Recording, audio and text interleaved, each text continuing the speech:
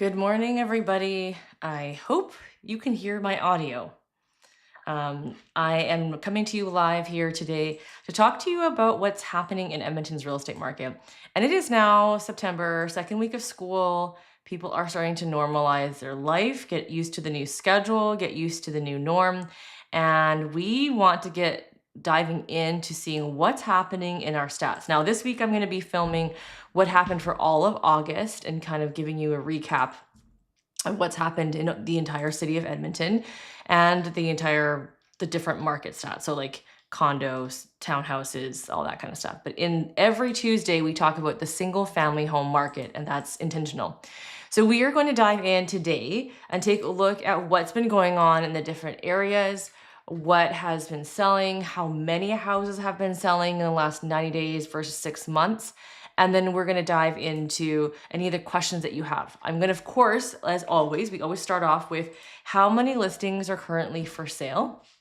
And as always, if you're watching live, you can pop in the comments and ask any questions you may have. So guess what? We hit the number I thought we were going to hit eventually because we were so close to the 3,000 mark. We have now just jumped slightly over 3,000 single family home listings. It's been looming around that number for quite some time, and September 9th this week, we have now hit it. Now, I think that we're going to continue to see it go upwards. This month, we might see it stay pretty unchanged or very close to the number that it is right now. But I think the inventory, the houses for sale, will continue to go up because that's just normal. That's what happens. We have less sales. We have more houses that are sitting on the market. And we do still have houses coming onto the market, and houses going on the market, if you're selling, can still sell. You just have to be very careful with your strategy. We cannot take a spring market approach as a fall market approach. A fall market approach, you got to be right on the nose when it comes to it, especially when the market potentially could be declining. It's been a shifting. So we're no longer in a seller's market. In my opinion, we're in a balanced market. Our market has been shifting this entire year, and now we're nearing the end. And typically the end of the year, we start to see the market get slower, which means less sales. So let's take a look at the numbers and see if that matches the antidote or I'm not even saying the word. Anyways, if you're watching, you probably know the word I'm talking about, but that's not what I meant. Anyways, 198 houses went under contract in the last week compared to 171 the week before. So slightly a little bit more. And like I said, this is that month, especially with the warm weather, it's weird. It's pretty warm come afternoon, evening. Almost feels warmer than it was in the summer, but in the morning, it feels like fall. So definitely this September is usually the last go hurrah and go. So if you're listing your house this month, this is like the month to get it on, get it priced right. And what I'm seeing is even homes that are priced not too crazy are still not moving as quickly. Now, it doesn't mean that you won't see multiple offers. It just means that things are not happening in the first weekend. They might be happening the first week or two, which is something that sellers need to get used to. But if in the first 2 weeks, you haven't had any kind of true serious action, like a good amount of showings, you haven't had any offers being offered, you really need to look at your pricing. Your pricing matters really, really, really even more now than it did before. And as you move into the months, the longer you hold on to it, you're not going to necessarily get more money. You're probably going to get less. And even if you wait till next year, it doesn't mean the market's going to be higher. There is a chance that the market is higher right now than it will be in the spring if we continue to decline. So keep that in mind if you're thinking, well, I'll just hold on to it till spring and I can get more. You might just sell it quicker and there might be a chance of multiple, but you don't know that. That's a big gamble. So you got to be really careful and you need to take a look at the number of sales, take a look at what pricing is happening in your area, what kind of house you have to make those decisions. So if we take a look at how many homes sold last week compared to the week before, look at the difference in number. The number went down quite a bit, and this has a lot to do potentially with how many deals were under contract. You could have also had deals fall apart in the last week as well, but that is all speculative because we don't know if people walked away from the houses, how many walked away, how many just decided to, or also it could be like 2 weeks of conditions. We could have had extended conditions. So you have to keep in mind there's a lot of different factors at play there. It's not just numbers. Like your source matters. You can't just take numbers and make them to be what you want them to be. When you listen to other agents speak about stats, make sure you understand that they have a history and experience in the real estate market in Edmonton more than a month. Now, why does that matter? Someone interpreting stats who've been around for a year or two doesn't understand the whole history unless they've dug into the history of the stats. Like when I was brand new eons ago, that was my thing. I studied all the stats, not just this year, not just 2 years ago, but like 5 years ago, 10 years ago, so that I could see trends, so that I could actually be knowledgeable fully to let you know, is this a trend? Is this normal? Where is this going? If you just look at the stats and that's all you look at, it could tell you different stories. I could tell you a different story than somebody else over here that you see on social media or over here, right? It's just like the news if you think about it. One story, 500 different views. Make sure you suss out what is actually the truth. Now, last year at this time in the same week, we had quite a bit more sales. So like I said, this market this year, this stat shows how much slower we are this year than we were last year. And I've been saying that this whole entire year. And we've been doing these market updates for the last 5 years, believe it or not, which is crazy. Started off by doing it as just a weekly update to kind of keep people in the loop during COVID when things were kind of crazy and weird. And then we just continued doing it. And so this has helped us all understand, if you've been following along this journey, what has been happening week to week. And so you can kind of see what high numbers we saw at the very beginning of this 5-year journey. So definitely slower this year. Does it mean that nothing's going to sell? Does it mean you can lowball homes as a buyer? Please no. I mean, I am not the kind of realtor you want to work with if you want to lowball offers, because that's just not the way I work. There are people that would do it as a strategy, but you have to also remember too, when you buy a house, let's say you get it, you've just set a neighborhood value. So you're setting your value of your property, and then is that the trend you want to see happen? There's a balance between that, right? So it doesn't mean I don't want to get a good deal, because negotiation is very important. Make sure you get the fair market value. But when you are trying to just lowball, I'll tell you, if you were a seller and you were used to getting multiple offers, unconditional offers, over list price, even if they didn't get it, they've been listening to it, they've been seeing it, their friends have been getting it, the news are talking about it, social media is talking about it, and then all of a sudden they get an offer that's 50,000 below list, that is gonna hurt. I mean, it's gonna hurt even when they don't get full list, never mind 50K. So now the question is, was it overpriced by $50,000? Because if it was, well, that's just a reality shot that they're going to have to take, but there's a strategy to do it, because at the end of the day, seller and buyer have to agree. And so maybe that's not you don't just like gut punch, especially if it's the first day they listed, right? Maybe you do need to wait a little bit, wait and play the game out. So as buyers, it's hard to sit there and wait because you're like, I want to get in.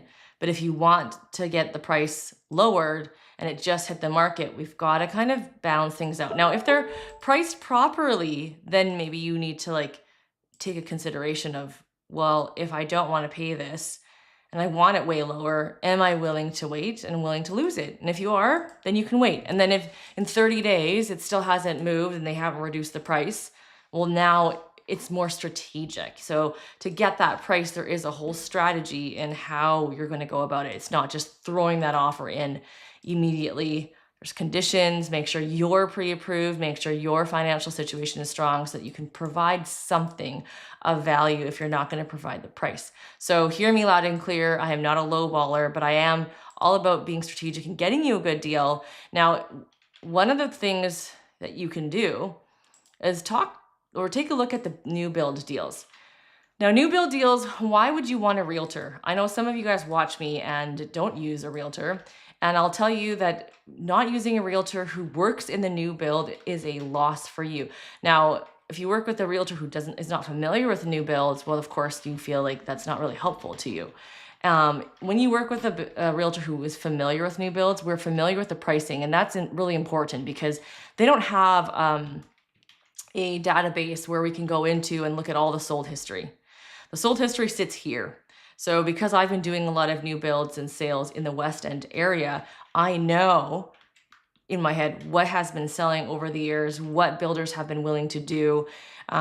Builders throw deals at you and then like, is that a really good deal? Or is that just the same deal as before? They've just upped the price. There's a lot of these types of things that happen, and you need to suss out the promo. You need to suss out the construction quality and their customer service and their build time and their timeline of like reality, because some of them will tell you what you want to hear. Oh yeah, you'll get your house in 6 months, no problem. But are they being honest with you? And is that just like kind of a stretched truth? Like, oh, it's 6 months of building, but there's permit waiting with the city, which they have no control over, that will impact when you get your house. So you need to look at all those things. And I want to take a look today at what's happening in terms of how many sales have we seen in the last 6 months versus 90 days. So you can kind of see if there's a trend happening. And if you are looking to take a look at some, like you have questions, feel free to comment. So I'm just going to pull up in Edmonton the map.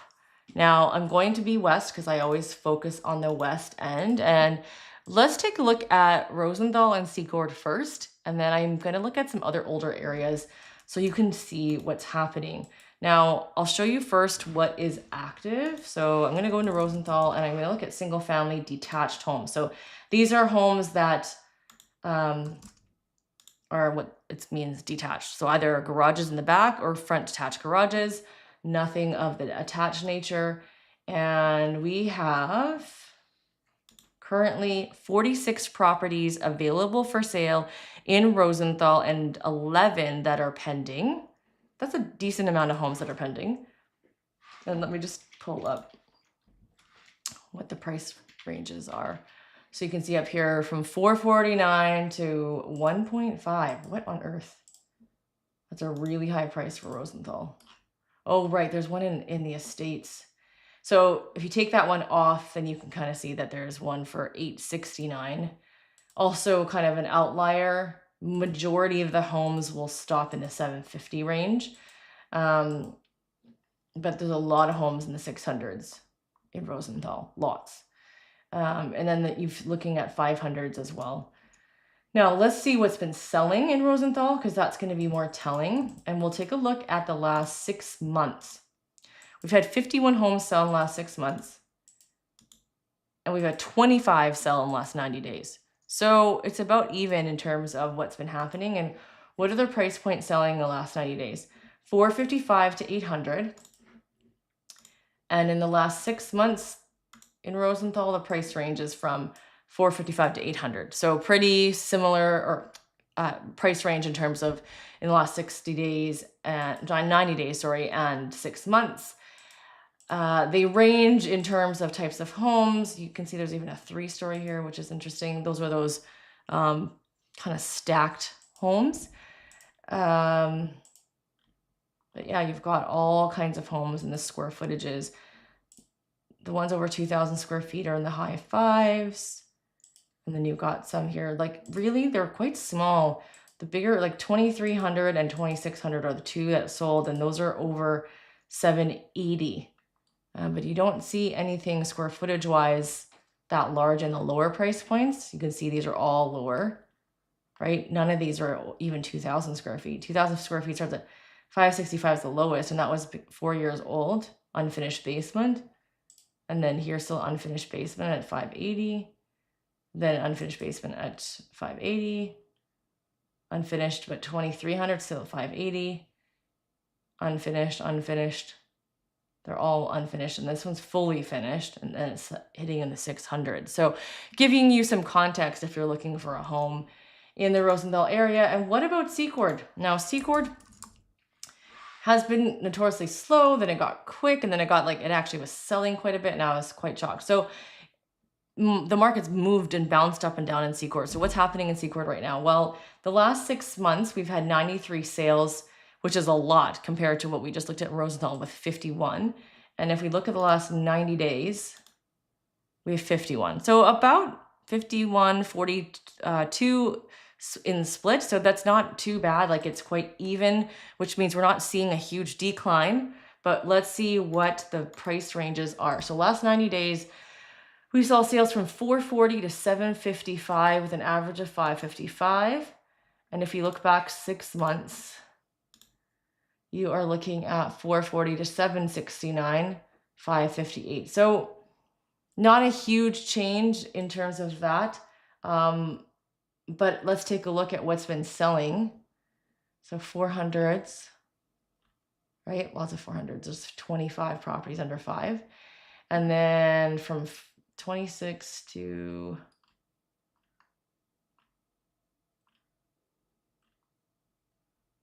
69, that's a lot.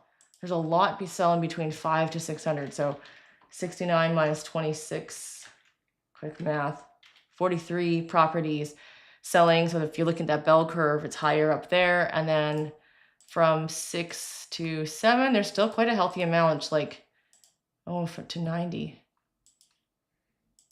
So about 20 properties.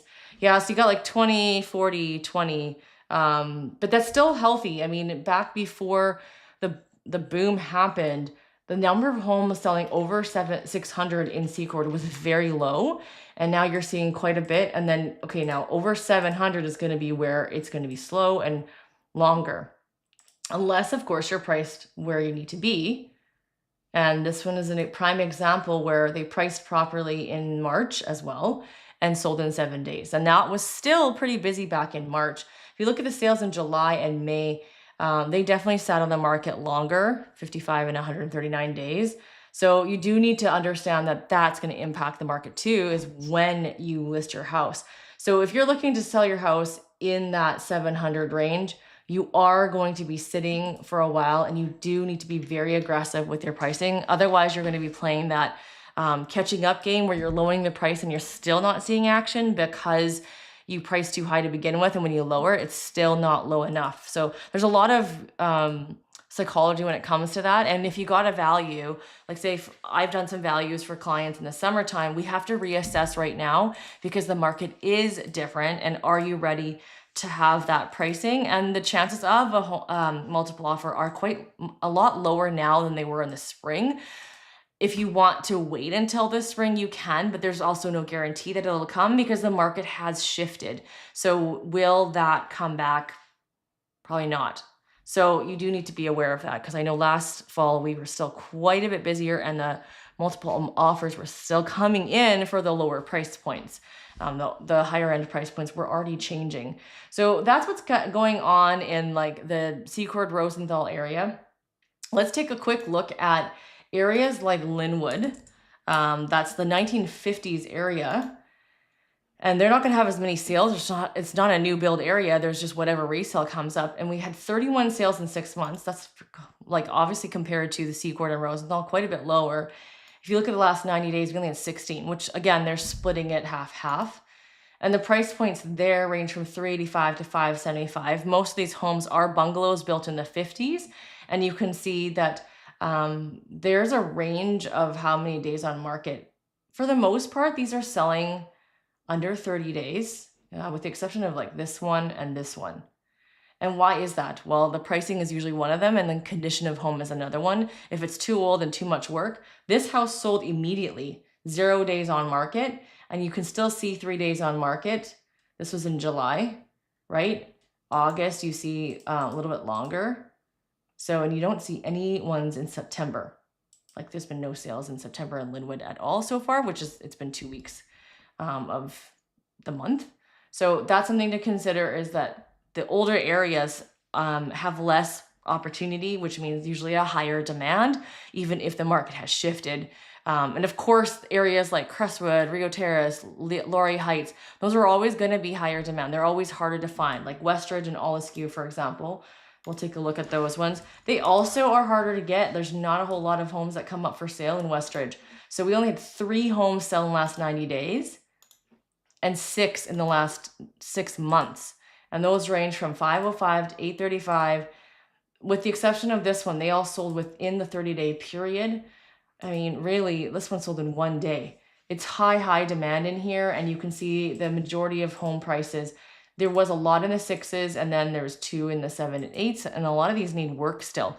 So that's Westridge. Westridge has always been really difficult to get into. All the SKU is right beside it. It's also known as the Country Club, and usually that one's got a little bit more option. Yeah, 16 sold in the last 6 months, and then in the last 90 days, 11. So most of the sales have been happening in the last couple months, and they range from 602 to 1.2 million. You got higher price ranges here as well in that area because they're bigger homes and they're built in the 90s, 80s kind of idea. So if you are interested in learning more, we will be posting regular videos. I'm excited. Next week, I'll talk to you live about what we're going to be talking about, what you can look forward to. So don't forget to hit the subscribe button. We'll talk to you guys next week.